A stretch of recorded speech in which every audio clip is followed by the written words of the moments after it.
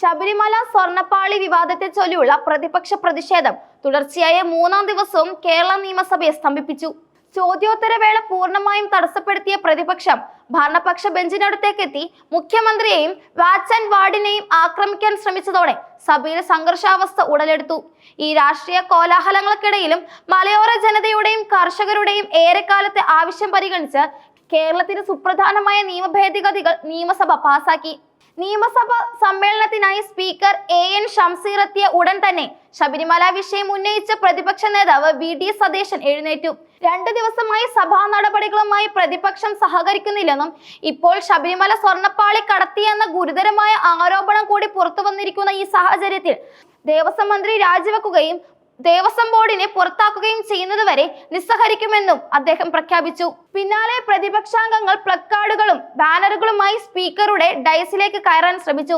കഴിഞ്ഞ ദിവസങ്ങളിലെ സംഘർഷങ്ങളുടെ പശ്ചാത്തലത്തിൽ കൂടുതൽ വാച്ച് ആൻഡ് വാർഡുമാരെ നിയോഗിച്ചിരുന്നതിനാൽ പ്രതിപക്ഷം ഡയസിന് മുന്നിലെ ഉദ്യോഗസ്ഥരുടെ സീറ്റുകൾക്ക് മുന്നിൽ നിന്നാണ് മുദ്രാവാക്യം വിളിച്ചത്.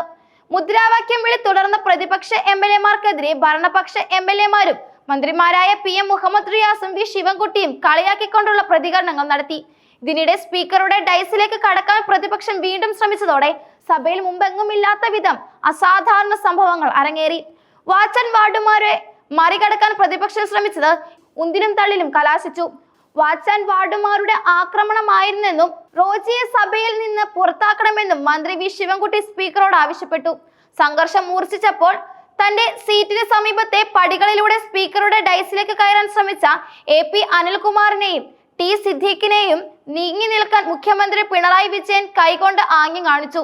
ഈ സാഹചര്യത്തിൽ മന്ത്രിമാരായ K രാജൻ, സജി ചെറിയാൻ, AP മുഹമ്മദ് റിയാസ് എന്നിവരുടെ നേതൃത്വത്തിൽ ഭരണപക്ഷാംഗങ്ങൾ മുഖ്യമന്ത്രിക്ക് പ്രതിരോധം തീർക്കാൻ അണിനിരന്നു. തുടർന്ന് ഇരുപക്ഷവും തമ്മിൽ രൂക്ഷമായ വാക്കേറ്റം ഉണ്ടായി. ബഹളം നിയന്ത്രണാതീതമായതോടെ 9:50-ന് സ്പീക്കർ AN ഷംസീർ ചോദ്യോത്തരവേള നിർത്തിവെച്ച് ചേംബറിലേക്ക് മടങ്ങി. 10:05-ന് സഭ വീണ്ടും ചേർന്നപ്പോൾ സംഘർഷത്തിന് കാരണം മുഖ്യമന്ത്രിയും മന്ത്രിമാരായ സജി ചെറിയാനും PA മുഹമ്മദ് റിയാസുമാണെന്ന് ആരോപിച്ച് പ്രതിപക്ഷം സഭാ നടപടികൾ ബഹിഷ്കരിച്ചു.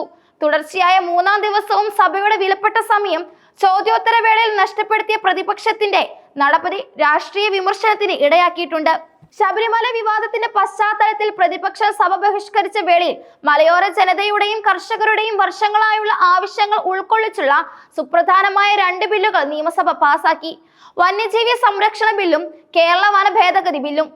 ഇന്ത്യയിൽ ഇതാദ്യമായിട്ടാണ് ഒരു സംസ്ഥാനം കേന്ദ്ര വന്യജീവി നിയമത്തിൽ ഇത്തരമൊരു ഭേദഗതി കൊണ്ടുവരുന്നത് എന്ന പ്രത്യേകത ഈ ബില്ലിനുണ്ട്.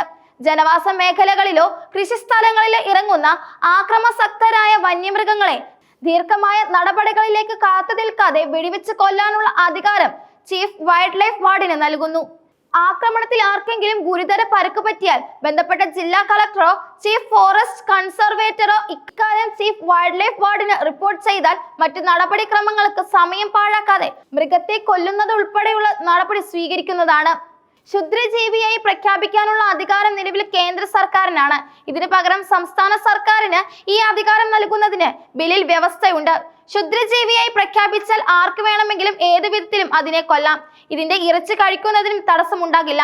പട്ടിക 2-ൽ ഉൾപ്പെട്ട കാട്ടുപന്നികൾ, മുള്ളിമാനുകൾ തുടങ്ങിയ വന്യമൃഗങ്ങളുടെ എണ്ണം വർദ്ധിച്ചാൽ അവയുടെ ജനന നിയന്ത്രണം നടത്തൽ, മറ്റ് സ്ഥലങ്ങളിലേക്ക് നാടുകടത്തൽ എന്നിവയ്ക്കും ബില്ലിൽ വ്യവസ്ഥയുണ്ട്.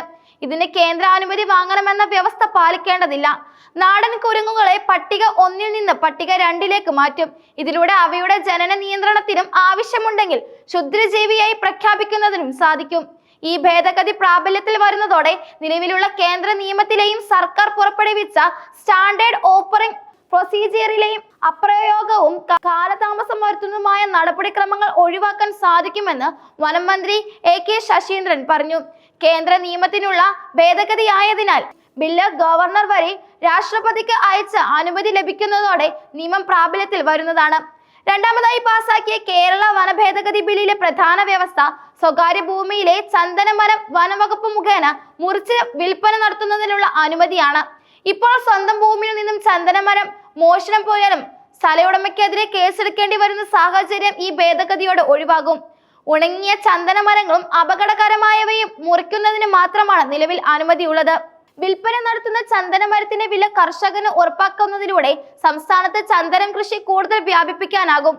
പൊതുജനങ്ങൾക്ക് ഗുണകരമാകുന്ന ഈ സുപ്രധാന ബില്ലുകൾ നിയമസഭയിൽ ചർച്ചയ്ക്ക് വരുമ്പോൾ അവ ഐക്യകണ്ഠേന പാസാക്കി കേന്ദ്രത്തിന് ശക്തമായ സന്ദേശം നൽകേണ്ടതിന് പകരം പ്രതിപക്ഷം കാരണമില്ലാതെ മാറി നിന്നത് ശരിയല്ലെന്നും വനം മന്ത്രി AK ശശീന്ദ്രൻ വിമർശിച്ചു.